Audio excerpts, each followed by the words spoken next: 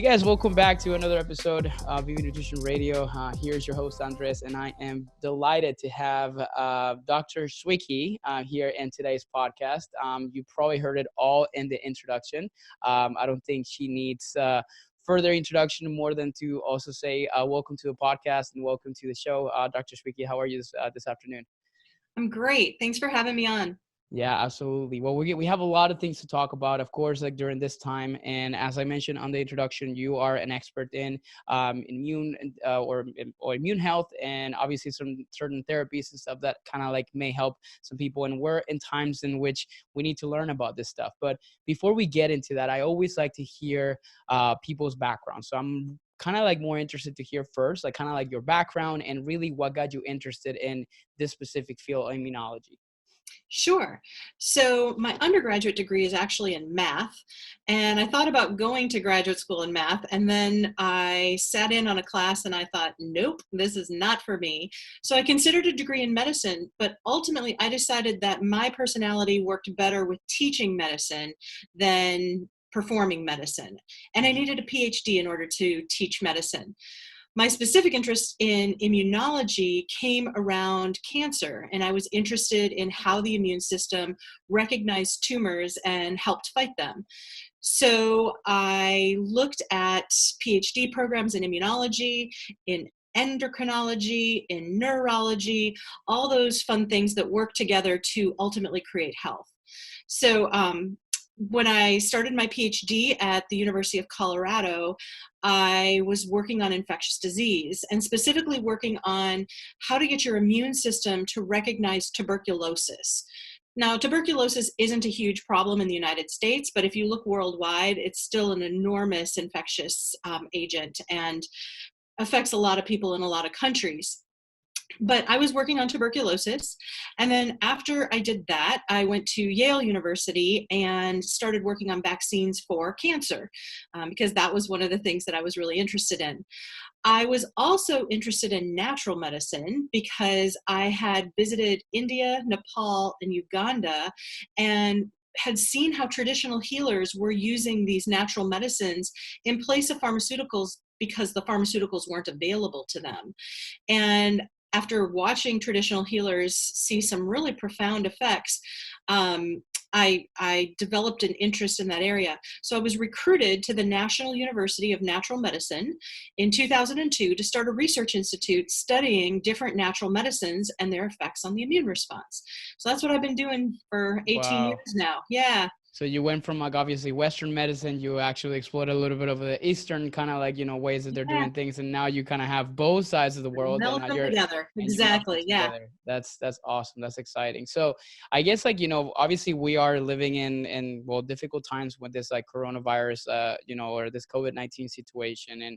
And before we dive into that, I love to ask you a little bit more because I feel like people don't understand exactly what is really an immune response. Like really, what does our body like do whenever we are exposed to viruses, bacteria, cancer cells, and things like that? So why don't maybe we go back to the one-on-one on Yeah. immune system, and let's literally like pretend that this is like an immunology one-on-one class, and maybe explain the basics of the human immune response. Really, what happens whenever we're attacked by these kinds of various, viruses and things like that? How does the body respond naturally and normally? Perfect. So let's start with the purpose of your immune system. Your immune system is kind of the safety system you have. It's constantly scanning the environment to figure out what's dangerous and what's safe. Now, you can have things inside of you that are dangerous, like cancer cells, and you can have things inside of you that are safe, like your normal skin cells, for example. And you can have things outside of you that are dangerous, like a virus, but you can also have things outside of you that are safe, like food, for example, good healthy food. So your immune system is scanning the environment and it's saying, is this dangerous or is it safe? And is it dangerous from outside or is it dangerous from inside? So that's the purpose, right? So once the immune system has decided that something is dangerous, then it goes through a few different steps to respond to it. And that's what we call an immune response. So let's start with an infection. If you get an infection, your immune system first has to recognize that that organism is dangerous.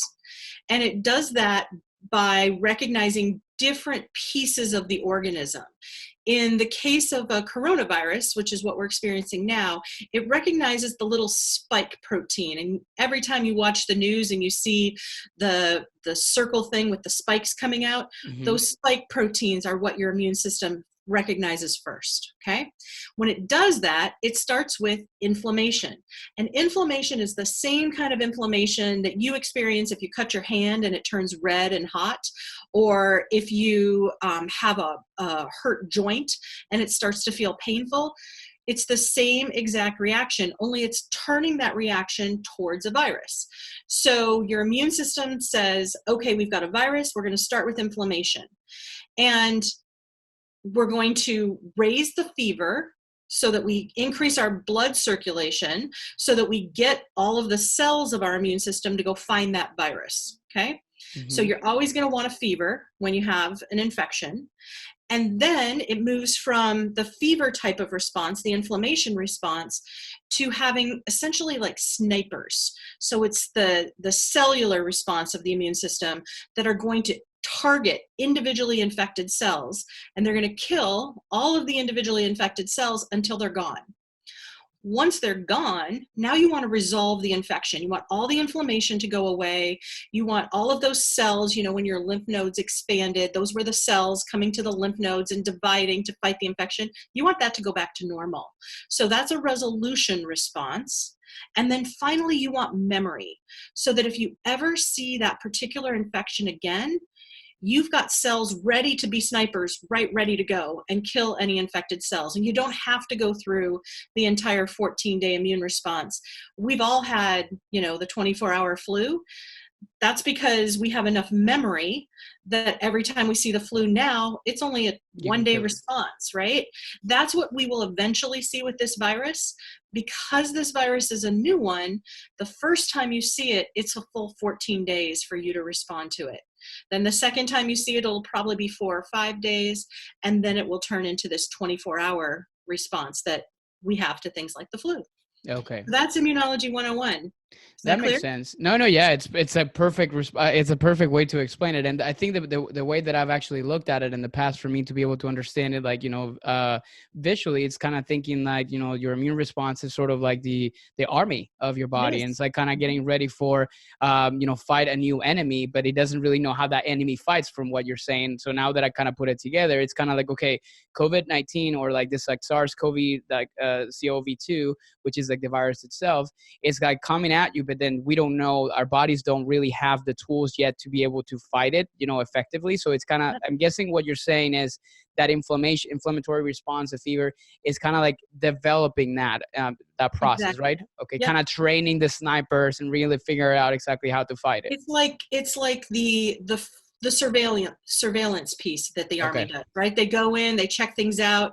They might take care of a few little things if they need to, but they really want to bring in the snipers to just pick off the particular cells, because if it didn't, it would attack your whole body. And we don't want it to attack your whole body. We just want the infected cells to be taken out.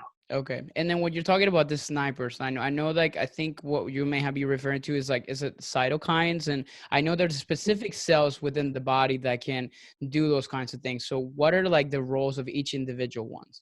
So the cells that are creating the fever response are called macrophages. Okay. And the cytokines are how they communicate. Okay. So that the way the macrophage tells your brain to raise your body temperature is through a called interleukin-1. Okay. So really technical words, but it's fine. Really just a communication process, right? So cytokines are communication molecules, and it's how the immune system communicates with the rest of the body. Okay. The snipers are T cells. These are, in particular, they're called CD8 T cells. Mm-hmm. And these T cells are good at killing other cells and killing them individually, but they need those cells to be identified first. So the macrophages are helping first to start the fever, and then they actually show the CD8 T cells, the snipers. But what you have to remember is most of the virus is not outside in your bloodstream. Most of the virus is inside your cells. And so in order for CD8 to be able to kill the virus, it actually has to kill the infected cell, but it needs to know the virus is inside. So I think about that as like the virus turning on the lights. And it's like a burglar, right? It's inside the cell, and if the lights are off, you can't tell the burglar's inside. But once the virus turns on the lights, then the CD8 T cell can see it and it can kill it. Okay, that makes sense. Now, why is like this, but there's many viruses out there, Yeah. but why is, and I guess that maybe the first thing, because a lot of people are seeing like, what I understand is like COVID-19 is the actual disease that is caused by a specific virus, right? That is called SARS, which is a type of coronavirus. Is that correct? Yeah, so you can think of it like the flu. Influenza is the family of viruses. H1N1 is like SARS-CoV-2. It's a particular virus, and Mm-hmm. it causes the flu. In this case, the flu is called COVID-19. Okay, that makes sense. Now, but why is a specific type of strain or virus has been so problematic worldwide that it's getting to us to a point where you and I are both locked up in our house in social Yeah. isolation? Why is it so contagious per se? So this particular virus has the spike protein that we talked about that binds 10 times more strongly than all other coronaviruses. And it has to do with a particular part of the spike protein. So if you think of a virus in a cell, when the virus is trying to get inside the cell, it has to shake hands with the cell, right? Okay. And as long as your arm is extended, you can't physically touch the cell. But this virus has what's called a cleavage site where it can chop off the arms, so it can plump right up against the cell. And so when it shakes hands, instead of staying a little bit away, it gets right inside. So it's pretty aggressive virus. Like It's a very it aggressive just virus. storms through the doors basically. Essentially, yeah. And then the second thing is this particular virus infects a different cell type than other viruses. It infects a cell type that has a particular protein on it called ACE2. And ACE2 cells are mostly in your lungs, but you have some in your gut, you have some in your brain. So a wide variety of tissues can get infected. Whereas like with flu, it mostly just infects your upper respiratory system. With this coronavirus, SARS-CoV-2, it infects your lower respiratory system, your upper respiratory system, your gut, and it can even infect your brain. In China, they said that roughly a third of the patients who had severe COVID-19 had brain responses. Wow. A And third, that's a lot. that's a lot of people. And Mhm. and I understand also because like some people have asked me also like one of the other big reasons why this has been such a problematic and pandemic, it's because of the fact that something called incubation period. Can you maybe kind of elaborate a little bit more on what that Yeah, is and why that is a problem among obviously large populations? absolutely. So the incubation period is the amount of time from when you're exposed to the virus to when you develop symptoms. For most viruses, that's going to be 48 hours. You get exposed, and with 48 hours, you will have some symptoms appearing. For SARS-CoV-2, you get exposed, and you can develop symptoms anywhere between 2 and 11 days later. Wow. And that whole period of time, you could be shedding virus and infecting other people, even though you have no symptoms yet. Then you have your antiviral response, which is, around 14 days, as we've discussed. And then it turns out people start feeling better and they think, okay, well, now I have immunity, but this virus continues to shed. And what we see is that it's a minimum of 21 days that people seem to be shedding virus. And in China, they've shown that people actually can spread virus up to 37 days after infection. Wow. Yeah, so our 2 week period of self-quarantine is probably not enough. It probably actually is going to have to be a month. Because you can infect other people in that during And that totally infect incubation other time. people. Yep. Okay. And And okay. that's highly problematic. It means that think about people who were on the cruise ships who were sick. We quarantined them for 2 weeks. They got better, and then we let them go. but they were still shedding virus for another 1 to 2 weeks. So that's why they're saying that in order for us to be able to reduce and to kind of get over this entire pandemic is literally social isolation for prolonged periods of time. Yeah, I Because prefer to call it physical isolation yeah, because we still need to be social. Like yeah, we're humans, right? We we're have connecting virtually, but exactly, we're still totally. connecting. So I Yeah. want people to continue to connect with each other because that's going to reduce stress and help the coping response. But we do have to stay physically isolated from each other. Okay. Yeah. I think obviously one of the biggest issues with this virus and the physical isolation that some people have not done is because of the fact that I think this virus is affecting some people more than others. And I think one of like the main terms or phrases being used at the beginning was people that are immunocompromised. So can maybe you elaborate a little bit more on really what that means and why are these people more susceptible for fatalities compared to people that maybe are, and I'm not going to say young and healthy because I know there's been cases in which there's been fatalities in younger people, but maybe with like the rest of like the 20 to maybe 50-year-old like population where we seem to see like there's less maybe bad cases per se. Yeah. Mhm. Yeah. So there's a lot of individual variation between humans. Okay. And that individual variation includes all sorts of things. So let's take sleep as an example. And we know sleep is really important for this particular infection. When you fall asleep at night, there's a hormone you make called melatonin. Melatonin puts you to sleep, and then GABA keeps you asleep. There's a big difference in variation in melatonin levels between people when they're very young and people when they're very old. And the very young, like kids, are going to have high levels of melatonin. And melatonin is really good at helping control the amount of the inflammatory response that you get. So that first phase of the immune response, you need to have it, but it needs to be controlled. Now, as you age, your melatonin goes down, and so you're less able to control that inflammatory response. So you get more and more inflammation. And with inflammation, I mean, we've all experienced this, right? If you've ever twisted an ankle or whatever, you get pain, you get damage. Well, this time the damage is in your lungs. You can't breathe. So if you're old and you don't have melatonin to help control the inflammation, you can get overwhelming inflammation in your lungs. And this is why everybody needs respirators, because they become unable to breathe. When the immune response is happening in their lungs, it's filling their lungs with fluid, and they have less space in their lungs for air. And so you feel this constriction in your chest and you feel unable to breathe.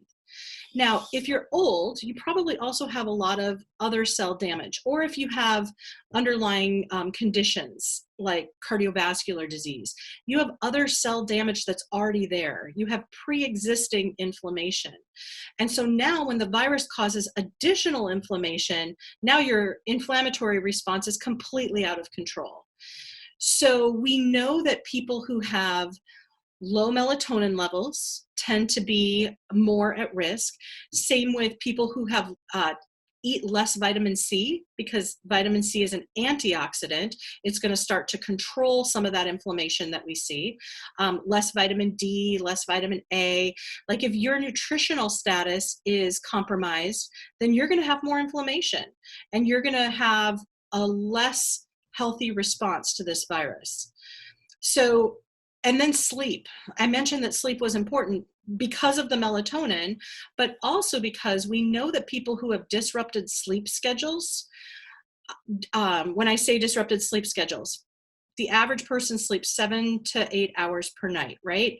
And you're supposed to sleep throughout the night.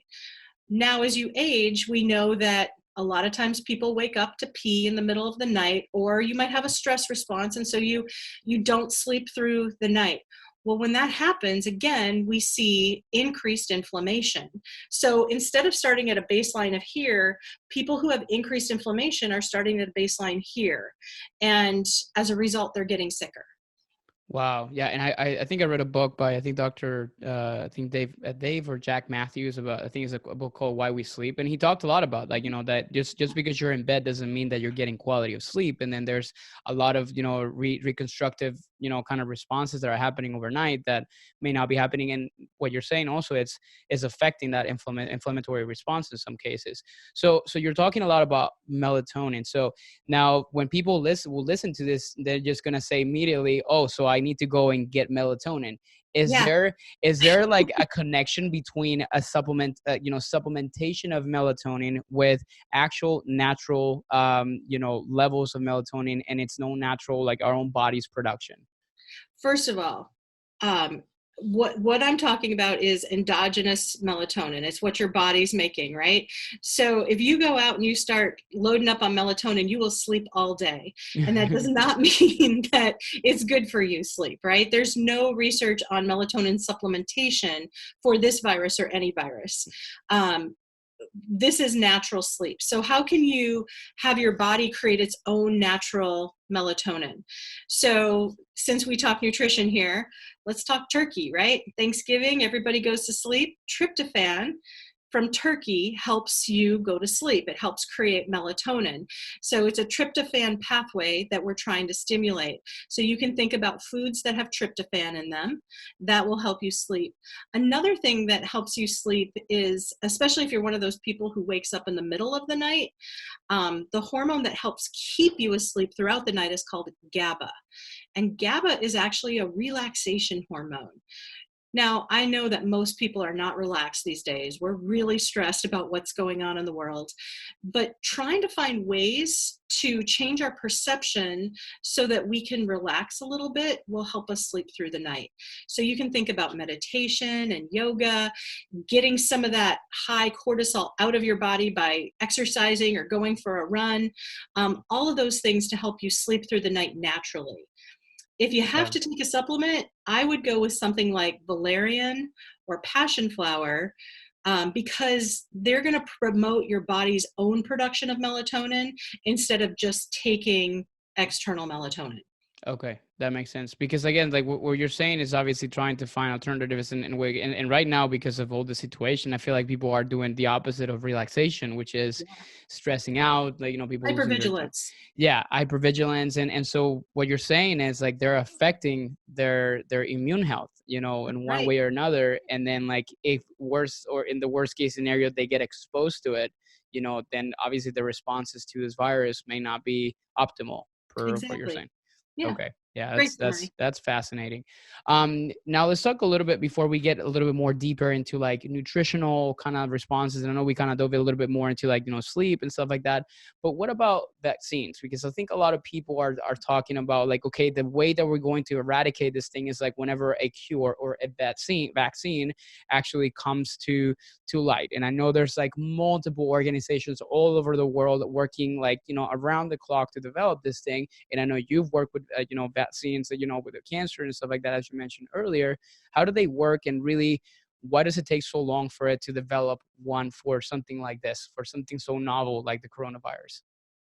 Yeah, so the first thing to remember with vaccines is that, as we talked about the end of the immune response, immunological memory, so that we would shorten any subsequent immune response to the infection, that's what a vaccine is targeting. It's targeting creating memory of what this virus looks like. Now, in order to do that, you have to use pieces of the virus, or you have to take the virus itself and kill it so it's not infectious anymore. And then we have to make sure that we get the same quality of immune response that you would get if you got the virus naturally.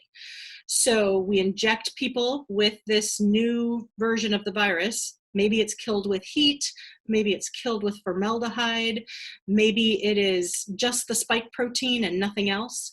And we see which of those possibilities create the strongest memory response. Okay, so that's we've got multiple different vaccines that people are testing, and all of them are trying to figure out which one gives us the best response should we ever get infected again. So now you have to create the memory response in a person, and then you have to test against the actual virus. You have to expose them and see if they get an infection. And that can take a long time, right? I mean, the first phase can take 2 to 3 months where we put the vaccine in them, and now we have to wait, infect them, and test it and make sure that they don't have any negative side effects. Like, what happens if they get really sick, right? Yeah. So 6 months tends to be the absolute minimum to do all of those experiments. Historically, to get a vaccine to market has taken anywhere between 14 and 22 years. Wow. So the Yeah. fact that our technology is such that we can do this in 6 months to a year now is incredible. Really Yeah. impressed with where that's come. Wow. Yeah, that's interesting because and I think like a lot of people like have the wrong perception of what that is, because people think of it seen as a cure, but it's more like it's like a training system that goes to the army instead of your body to kind of teach him how to fight this thing whenever it comes to it, correct? Exactly. And vaccines only last so long. So think about when do you need tetanus boosters? I think every so often, right? Every Every like 10 what, like years, 10 right? years. Yeah. Yeah, so that's likely what will happen with this particular vaccine, is that you're going to need a booster shot every so often, and we don't know if it'll be like flu where you're supposed to get one every year, or if it's going to be like tetanus where you're supposed to get one every 10 years. We won't know that for a little while, but indeed that is likely going to be the case. Okay, makes sense. Now, switching now into like my favorite part, which is nutrition. I want to kind of pick your brain onto. We talked, shortly on the benefits of sleep and obviously tryptophan rich foods and things like that. But before that, what's the role that nutrition has on our system and our immune response? Like, what impact does it have, and do we need to be paying attention to it? We need to be paying attention to it right now more than ever. Yeah, no, we really don't need nutrition, right? I'm just kidding.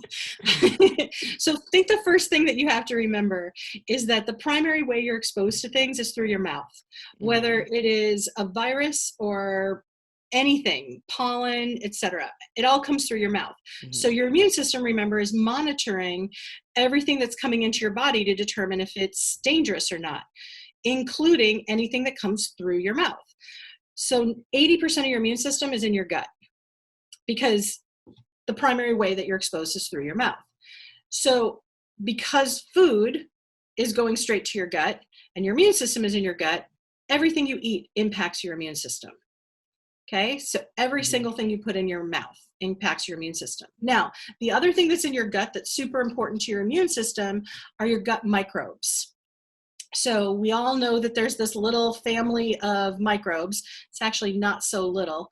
It's like 400 million microbes Mhm. or something. More cells than actually make up the rest of your body are in your gut. And they're hungry little beasts. And they like certain types of foods. And when they get those types of foods, they make metabolites. They go through metabolism just like you do. And they make metabolites that feed your immune system. And if they don't get the foods that they like, then they throw temper tantrums and they make metabolites that damage the things around them. So you have to remember you're feeding the beast. You're feeding all the little microbes in your gut. And if you feed them the right things, your immune system stays really healthy. And if you don't feed them the right things, your immune system starts to diminish. And you develop all sorts of things like food hypersensitivities, food allergies. You might get diarrhea, constipation, cramping, gas, all sorts of symptoms that let you know your microbes are not happy. Okay, that makes sense. And now going into like, how do we feed that beast? Not to Yep. go into like obviously there's the basics, increase your amount of color, fruits and vegetables and things like that. But I guess like what are like the most, if you can think about maybe like top 5 tips from the nutritional standpoint that you would give people right now. And I say people and I say right now, but then I tell everybody it's like you should be doing this all the All time the time. regardless. But like if there's a time you need to be at least like trying to change your lifestyle, will be now. What would be those like maybe like 5 things like from the nutritional standpoint that maybe would be important for you to maybe start changing, that you feel are affecting, either causing inflammation or affecting negatively your gut health, for example? So the first thing that I like to say is the prebiotic foods. And they're, while leafy greens and reds and all of those colors are wonderful, they're not the foods that your microbes love. The foods they love are onions and leeks and artichoke and sunchokes. They're the foods that have these long fibers that microbes can sit and eat all along, right? And those are the best prebiotics to feed your microbes. Bananas, if you really can't handle a vegetable, go for a banana, because they have some of those prebiotic fibers too. So that's the first thing. The second thing is, don't feed them stuff they don't like. And some of the stuff they don't like is artificial sweeteners. We know that artificial sweeteners kill off your gut microbes, and that makes the other microbes very angry. Or really things like high fructose corn syrup. The big sugar things are things that your gut microbes don't like. Natural sugars are okay, like honey, agave, maple syrup, dates, those sorts of things are fine, but try to get rid of the artificial sweeteners and the added sugars. And the added sugars, exactly, yeah. So those are 1 and 2. The third thing to keep those microbes good and healthy is the number of vegetables you are feeding them. So, we all say eat your vegetables and try to fill your plate with vegetables, but let's get direct here. 30 servings a week. 30 servings a week. That sounds like a lot, doesn't it? Yeah. But if you break it down, a week is 7 days, right? And so if you're doing 4 servings a day for 7 days, that's 28. 4 servings is just 2 half cups at lunch and 2 half cups at dinner. If you're having leafy greens, it's a cup instead of a half cup. It's not actually that much. And yet we know that the average American doesn't get 30 servings of vegetables a week.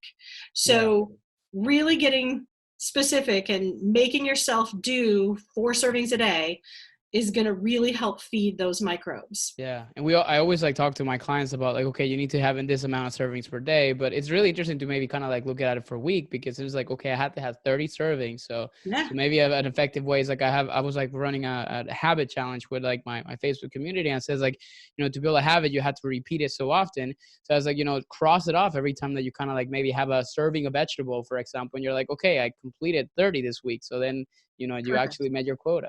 So, I love it. Yeah. Keep it on your calendar. Just follow right along. What did I do? Yeah. Okay. So here's what we've got so far. We've got eating prebiotics. We've got don't eat the external sugars, whether they're fake or high fructose corn syrup. We've got the 30 servings. The next thing that I look at is the content of vitamins. So we really want foods with vitamins A, D, and C. Those are the big 3. Okay. And for feeding your immune system, those are the ones that we really need.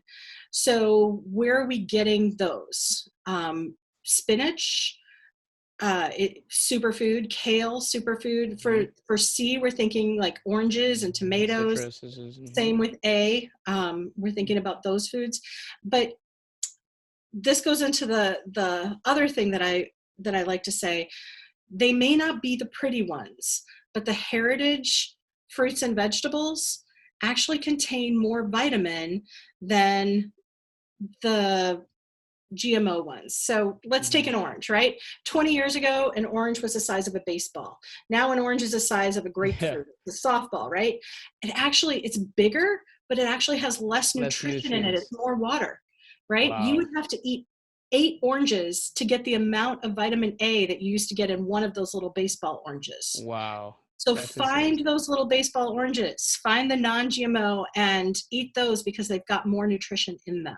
Okay. That's great. That's fascinating. And one thing I wanted to kind of maybe make a quick stop on here was some vitamin D, because I've been hearing a lot about this, and I know that there is some relationships with obviously vitamin D with the your immune responses, immune health, and we know we get vitamin D from the sun. So should we be supplementing with vitamin D besides obviously our sun exposure? Because for example, I actually got tested and I was super surprised. I live in Florida, and I got tested, I think was probably last year in July, and I was vitamin D deficient. And I was surprised, and I'm holy crap, I need to maybe start supplementing vitamin D, because I do get plenty of sun exposure. So is this obviously a time where we need to maybe consider supplementing with vitamin D, and if so, how much, or maybe what kind of differences this exists between sun exposure and supplementation? Yeah, so the reality is, for most places in the United States, you're not going to get enough vitamin D for your body to function optimally. Vitamin D controls over 200 different genes. in the immune system, in your bones, and all of those different things. And we've been testing Americans, and we find out that 95% of them are vitamin D deficient. Now, even if you're exposed to sun, you can be vitamin D deficient because it's not just vitamin D, but there's actually a vitamin D receptor. It's a protein in your body that regulates how much vitamin D actually makes it into your cell. So you might have a particular vitamin D receptor that just isn't as efficient as other people. So I always recommend that people have their vitamin D levels checked. I did the same thing as you, and I discovered I was below the level of detection with vitamin D. Wow. And so I supplement. Now, how much do you supplement? It's different for different people. You know, what I like to say is most people are going to use roughly 3,000 units of vitamin D if they just sit on the couch all day. They don't get any exercise. They aren't moving around. They'll still use 3,000 units a day. So that's probably where you're going to start, is with 3,000 units. Okay. But for me, in order to get me into a healthy vitamin D range, it took 6,000 units a day. So it's going to be really dependent on the individual, right? And vitamin D is a fat-soluble vitamin, which means you can take too much, which is why I always recommend that you go to a physician, get your levels tested, start taking it, get them retested, see if you get into that range. And the range that you want is 50 milligrams per liter. Yeah. So you want to be 50 to 60 or 50 to 80 is what optimal health is. Okay. That's great. Yeah, because I know I've been hearing a lot about vitamin D and ways to kind of like, use it to not prevent, but obviously that it has an impact on immune health. So I wanted to kind of ask you a little bit about that.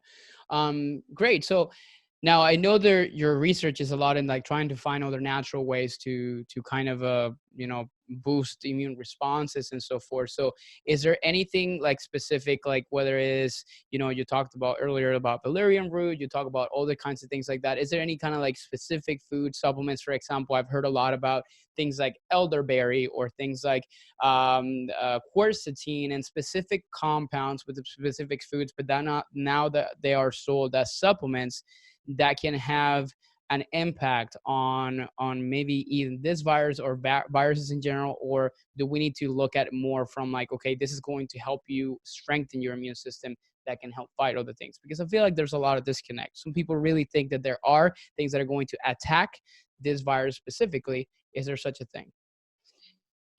So first of all, there's no research. Right? This virus has only been around for about 6 months, since we figure last November is when it appeared. So we don't have research on any natural substance or any conventional biomedical substance fighting this virus. What we do have research on is past viruses. So we have research on influenza, Coxsackie virus, rhinoviruses, all these things that have caused colds and flus in the past. We do have research on those. Some herbs and supplements are directly antiviral. Some examples of those would be golden seal, which it's a flower. It's kind of got that golden color, and it's found. The ingredient that works in it is called berberine, and it's found in golden seal and Oregon grapefruit. But mints, all of the mint family, spearmint, peppermint, Melissa officinalis, which is also called lemon balm, self-heal, they all have antiviral activity and directly antiviral. And you don't have to take a whole lot of them. You can actually drink mint tea. We discovered all of this during the HIV epidemic in the 90s, that they were antiviral. Elderberry is also antiviral directly by, and we talked about how the virus had to get inside the cell. Well, it turns out elderberry changes the cell membrane so that the virus can't get inside. It kind of bounces off. So it is directly antiviral in that way. It's not killing the virus. It's just making it so the virus cannot infect a cell. So there are a number of herbs that have been shown to be antiviral in the past. There is potential there. What we don't know is, are they going to be antiviral in this situation? At that point, you're experimenting on yourself, because all of the resources are going to treating people right now. They're not going to, hey, let's check out whether this herb can fight SARS-CoV-2. Now, there are herbs on the other side. There are herbs that have direct effect on your immune system. And again, if you're going to take herbs, I take a lot of herbs, but I know what the effect of the herb is on the immune system. Hmm. And I don't take any other medication. I am one of those lucky people that I don't take anything. The one thing we think with herbs is that there can be an herb medication interaction. So if you're taking any medications at all, and by any at all, I do mean Adderall, birth control pills, like any medication at all, not just high blood pressure meds or blood thinners, there can be herb drug interactions. So I want you to work with people who know what herb drug interactions are. And those are usually naturopathic physicians. And you can go to the American Association of Naturopathic Physicians and look up a naturopathic physician and do telemedicine with them. Tell them what you're Yeah. taking and they can tell you what's safe. Now, that being said, herbs that have an effect on the immune system, some of them are the same. So elderberry also has an effect on the immune system. Great, you get a twofer there. Blocks virus, affects the immune system. Good.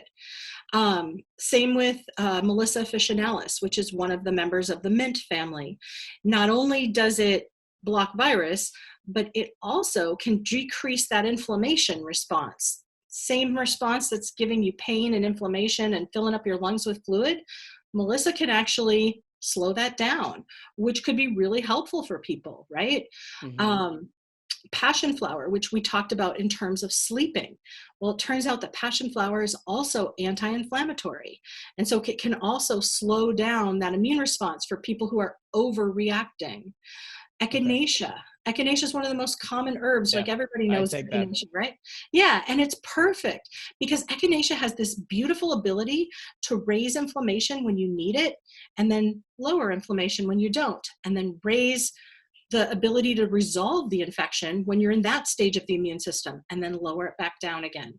So it's perfect in terms of an antiviral response. So it sounds like any kind of kind of strategy we use also for lowering inflammation, whether it's directly targeted to like as an antiviral or not, can have an Mhm. influence positively on how our body's responding to these kind of situations. Correct? Absolutely. So think of curcumin and ginseng, ginkgo, all Hmm. of these things that we've used for a long time to lower inflammation are going to be good for when you have this infection.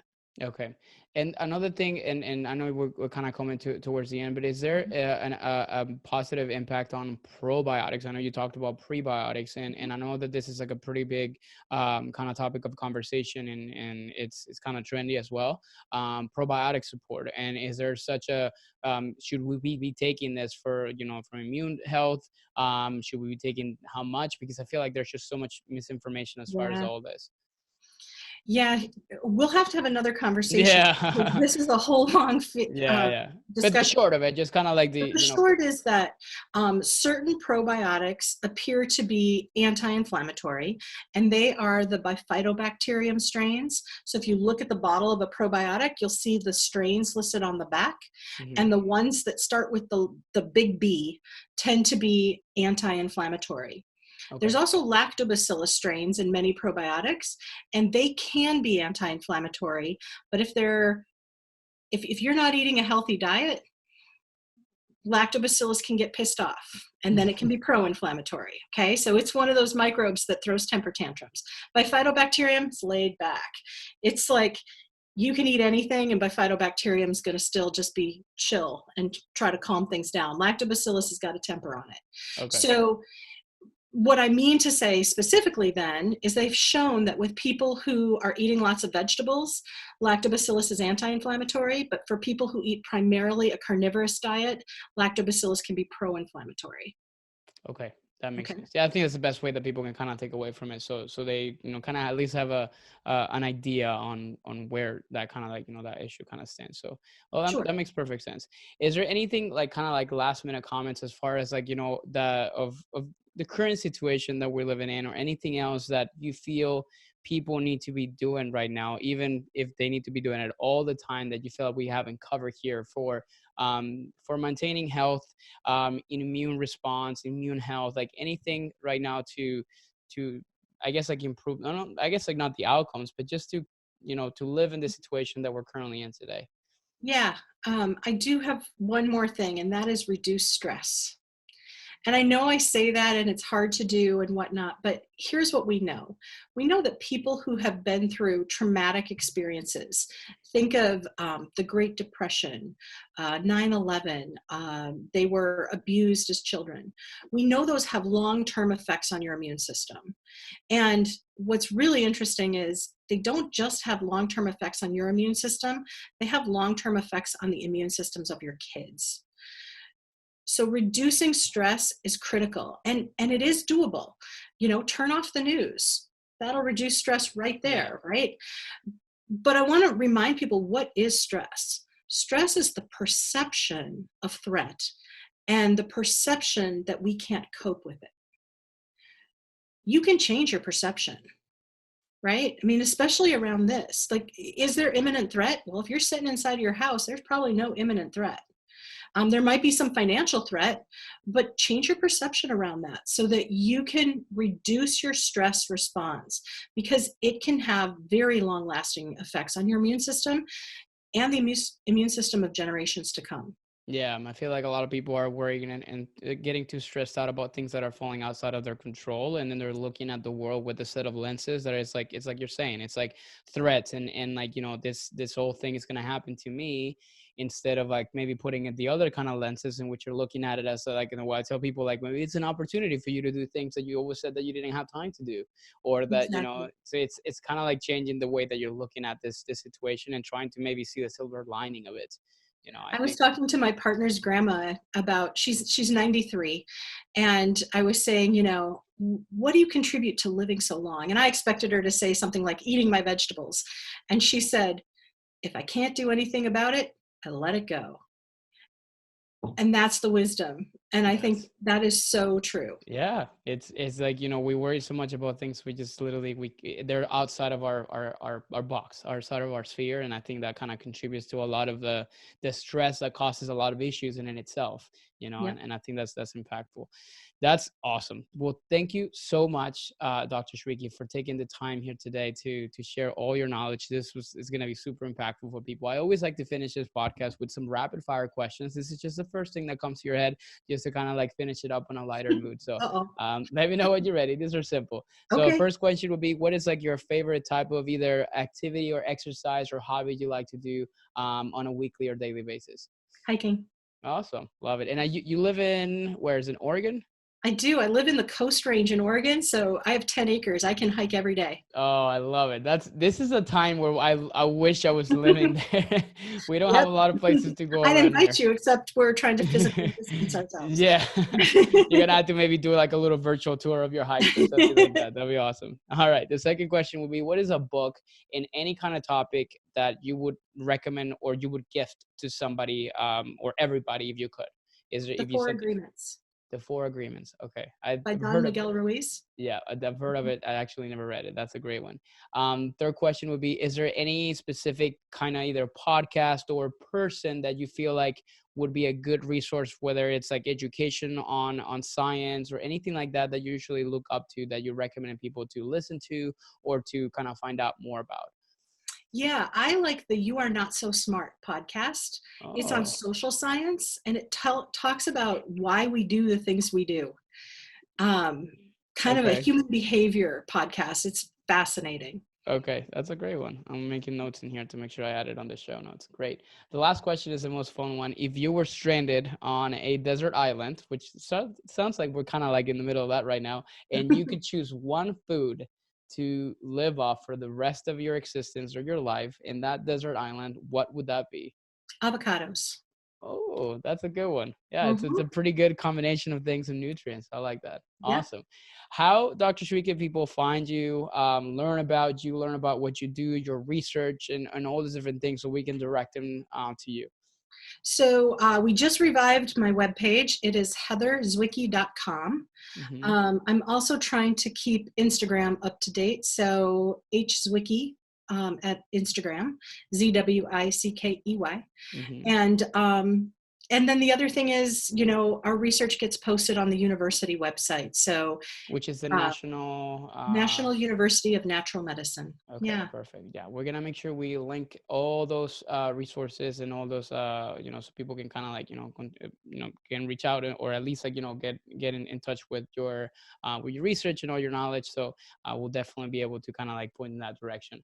We'll definitely gonna have to bring you back to talk about probiotics and on other areas. Yeah, Maybe. I teach a whole 12-week class on the gut microbiome. So we Oh can my talk God, about that. that would be awesome. Yeah, so we're definitely gonna put you back on schedule if your time allows in the future, maybe after this craziness is all over, Yeah. and we'll maybe reconvene again to chat. So thank you so much for your time here today, Dr. Swickey, and we'll You're look welcome. to kind of hear your comments from like this podcast and how it turns out. Awesome. Thank you for having me. Absolutely.